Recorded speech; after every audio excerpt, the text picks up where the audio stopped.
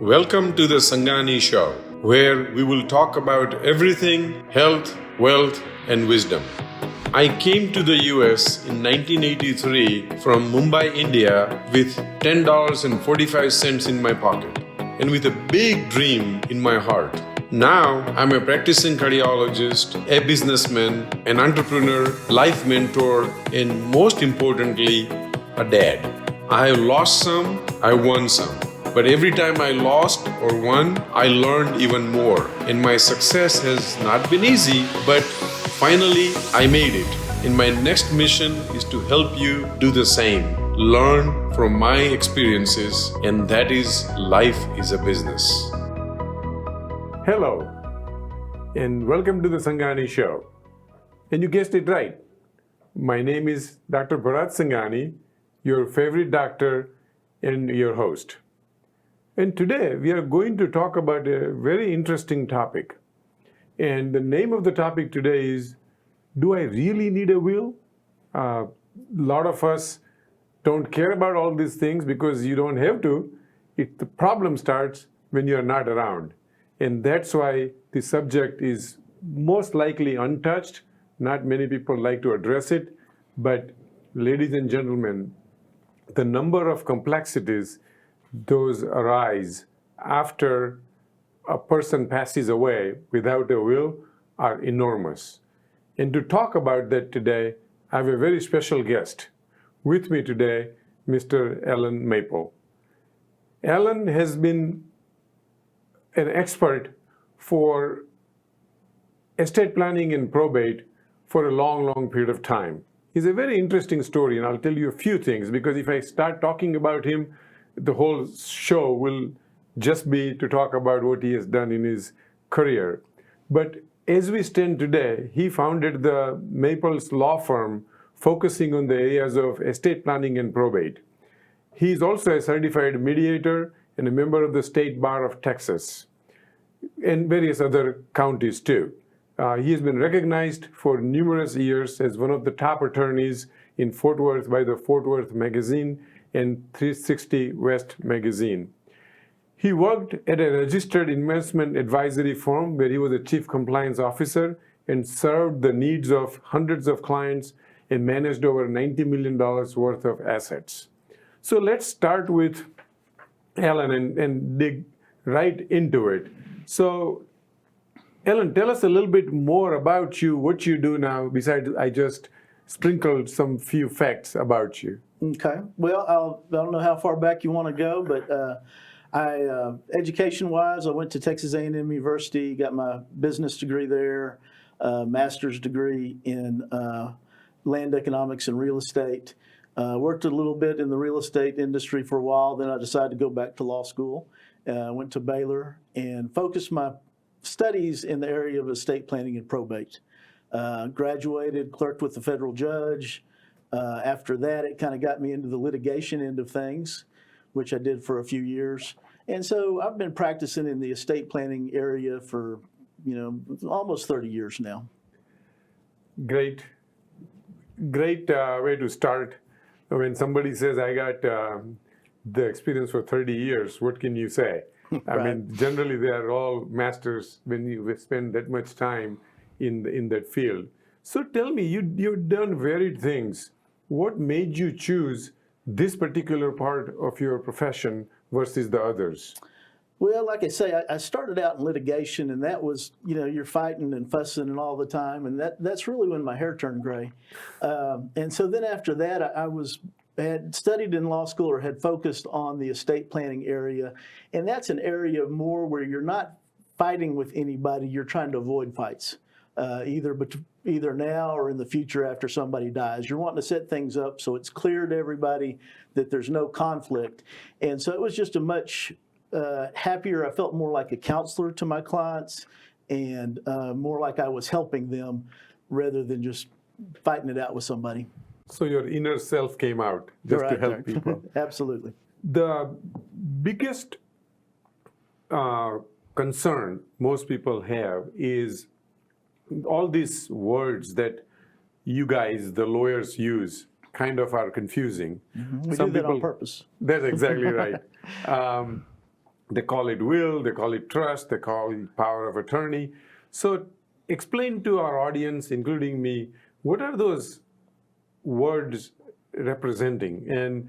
And as an individual, which one do I need? Okay.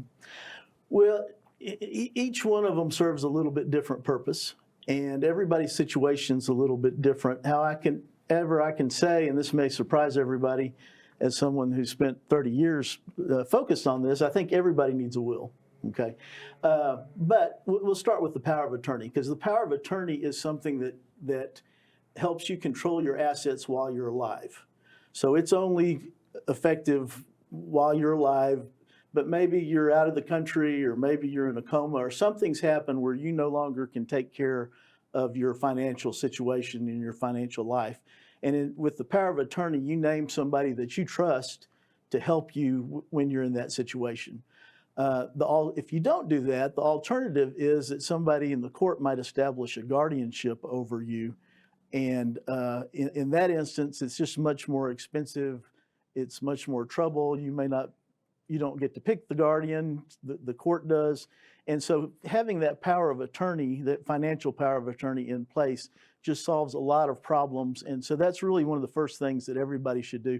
I recommend those even for new adults, 18-year-old, 19-year-old, because things might happen. And once your children are adults, you no longer have power over them like you did, and over their assets like you did when they were children.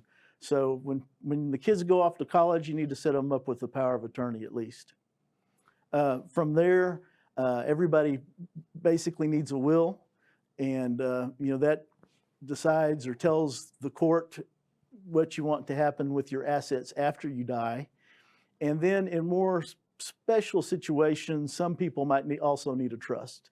Not everybody needs a trust. In Texas, because we have a good probate system. We live in California, everybody in California needs a trust because they have a bad probate or a inefficient probate system. But at least in Texas, we have a relatively good probate system. And so only, depending on your situation, you might need a trust as well.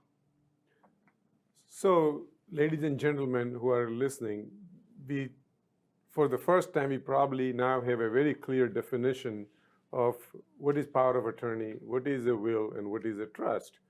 The important part is that all of us should have power of attorney, and especially all of us should have a will. So, and that was quite clear from what we just heard from Alan. But Alan, why does somebody need a will? You use the word probate. What does probate mean? So can you explain this a little bit more? What would happen if I don't have a will? Okay. Well, probate is kind of a catch-all term. More specifically, it would be called an administration of an estate. Probate's the process of taking the will to court and proving it up as your last will and testament. And then the whole thing is kind of called administration of the estate. And at that point, once the judge determines that's your will, then the court will follow your instructions about how you want things divided out and into whom. If you don't have a will, your wishes may not be followed by the court. There's a standard set of distribution about how everything is all your assets are distributed.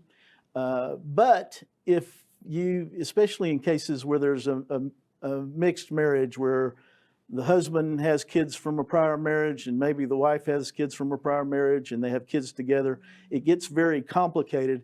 And oftentimes the way that the Texas legislature has determined things should be separated out is not the way individuals want. And so for you to have some control over that and how things happen after your death the way that you want them to happen, you need to have a will in place.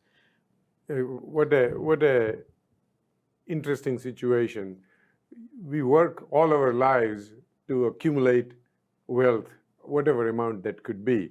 And then just by not doing one thing, we are letting it go in a totally different fashion where somebody else who doesn't even know you make all the decisions.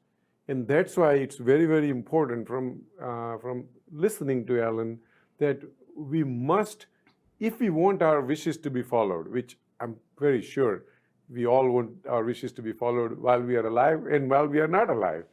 but at least we have some control when we are not alive to have somebody follow those wishes, and that is done by creating a will.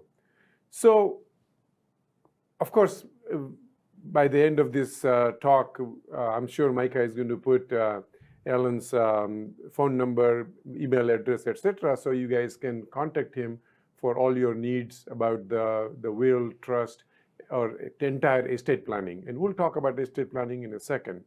But the bigger question I have, Alan, is how do one go by look for an attorney? Do you need an attorney to create a will? And if you do, or if you decide to have an attorney, how do you find one? Well, I mean, technically, you don't have to have an attorney to create a will. There are forms that you can go online and find. There, you can write it out in your own hand, and it can be legal that way. But what we find more often than not, I don't remember if you remember the old brake company commercial where they said you can pay me now or you can pay me later. Oftentimes, people that don't use an attorney to set up their estate plan, their families end up having to spend more money after they've died trying to get everything sorted out and to correct the mistakes that were made in setting things up. So it's important to, in the long run, I believe, I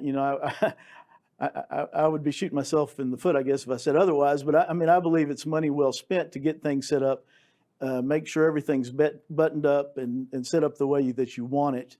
And by using an attorney to do that, you end up saving money for your family and a lot of heartache and headache in the long run. No, I think you hit the nail right on the head. Sure, you don't need an attorney to create a will, but will simplify your process in the future. It will be clearer for the people who follow you to follow your wishes. And that's why we really need a legal system involved in it. And ladies and gentlemen, you and I both know legal system keeps getting complex every day because of the new things keep coming up, how the family structure, we don't have a nuclear family anymore, we have multiple families involved with divorces, etc., etc. And that's why it's very, very important that all the wishes are properly documented, properly followed, and the only definite way of doing that is to have an attorney. And I would strongly recommend, of course, he said he definitely would be shooting himself on the foot if he said any other way, but me sitting here and telling you that please don't try to be a doctor by yourself because you got a doctor here, and don't try to be a lawyer by yourself because you got a lawyer here. Anyway, so hopefully this message goes through to everybody, and we all make sure that we have a power of attorney in place, especially if we are going to be possibility of not being in control at any given period of time, or definitely a will when we are not going to be around, which is at some point is going to be definite. So Ellen, the next question always concerns, and it's not an easy question because there is no one size fits all. How do the attorneys charge for creating a will? Is it a set fee? Is it a per hour fee? How does it work? Of course, it's going to be different with different attorneys. Some of them charge by the hour. Typically, I charge by a set fee, but it's hard for me to predict as we're sitting here today what that fee would be. So typically, I'll have an initial meeting either by phone or Zoom or in person, obviously, and have that initial meeting. And in that meeting, I find out what the client's wishes are, and also the particulars about their situation, about family members and what assets they have. And from that, by the end of that meeting, I'm able to set a flat fee, that I guarantee will be the price. And then people can leave and say, yeah, I'm good with that price, or no, we're going to shop around, whatever they want to do. But you really have to have that initial consultation to be able to get enough information to make a good estimate as to what the fee is going to end up being. People who know me, they know that I'm the biggest believer of a flat fee or a budgeted understanding between an attorney and us, and it has always worked well for me. So I commend you for allowing the clients to pick a flat fee structure, because now everybody knows what is coming. There are no surprises, and legal system is such that we all have been surprised at times, because even lawyers don't know how the thing is going to go forward in different scenarios. So flat fee, if we can get an attorney who can do a flat fee structure for all these requirements, my strongest suggestion would be look for that. And he also just explained to us what the procedure is going to be. There is no charge when you have the first consultation with Ellen, or for that matter, anybody who gives you the first courtesy call, rights, you can call, they will assess what your needs are, what it will take, how long it will take, and then they will give you a flat fee structure or some structure that you can go by. So please follow this process, and you will again save yourself with a lot of other headaches going forward as far as the billing, when to pay, how to pay, get everything in writing ahead of time, and that makes it easy on everybody. So here is the next question about, understood now about will. I understood now how to get a will done, and how to put my desires and wishes, etc., in. And when I'm not around, the will be taken care of by the people who survive me. The question that comes is, I hear this word all the time, you must do an estate planning. So isn't will an estate planning itself, or what is the difference between estate planning and a will? So the will is part of the estate plan, the power of attorney, the trust. So really, the estate planning is kind of the catch-all term for taking care of your assets and your wishes, and either during a time period of your incapacity or after your death. And really, the estate plan just ultimately ends up being a gift that you're giving to your heirs, to your children, because it saves them heartache and headache, and oftentimes that's the last opportunity you have to show love to your children. So I mean, it's really, there's a technical aspect on it, but there's also a very personal aspect to it as well. And so I guess in the way that I use estate planning, that's that whole waterfront of things that you're doing to get everything set up so it makes your children's and your family's life better. It makes all the sense in the world. Just like he said, not everybody needs trust, not everybody needs an extensive estate planning, but will is part of the estate planning. So when you start doing the power of attorney, when you start doing the will, you are already entering into the arena of the estate planning. But because we have a complex lives and complex ways of keeping our wealth covered, we really need more avenues in many cases besides just the will. And that's what Ellen will make sure, that every single wish that one has is properly carried forward with the will, without the will, outside the will, inside the will, however it is. It will be a bundle of your wishes put together that will be carried forward. So again, have your attorney check whether you really need a elaborate estate planning, or just a few things like will, power of attorney, etc., would be enough. But it's only you and your attorney together can decide that. But it's very important that none of these things are missed. We do not want, when we leave this mortal world, we do not want to create more problems for the people who follow us, who are part of our family, who are very close to us. We need to make it as simple and as smooth a procedure we can leave for them. And I think that's where the real role of Ellen comes in play. He really makes sure that everything goes as per what we would want to plan. And that's very important in this day and world. So now we keep hearing about this living trust. Is there something like non-living trust? I mean, what is all this living and all these revocable and irrevocable? What do all those things mean? Well, there are non-living trusts. I mean, they're called a testamentary trust. And so a testamentary I was right. Yes, yeah, you were, absolutely. Yeah.